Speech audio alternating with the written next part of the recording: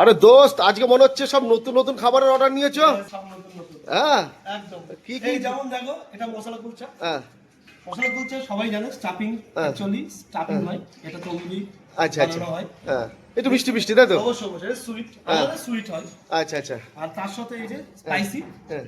Tandoori roast করে সুন্দর করে চিকেন টিক্কা মশলা বানানো। ও, এই সত্যি জैसा দোস্ত। কালার হ্যাঁ।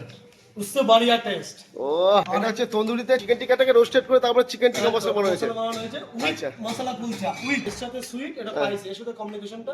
ও, আর এটা তো দেখতে পাচ্ছেন, এই গার্লিক চিজ নান যে একবার খাবে সে বারবার ডলফিনে ছুটবে। এই যে আমাদের ডলফিন। বিষ্ণু কি বলছে? হ্যাঁ। আর এটা উইথ ভেজ কিমা, হুম।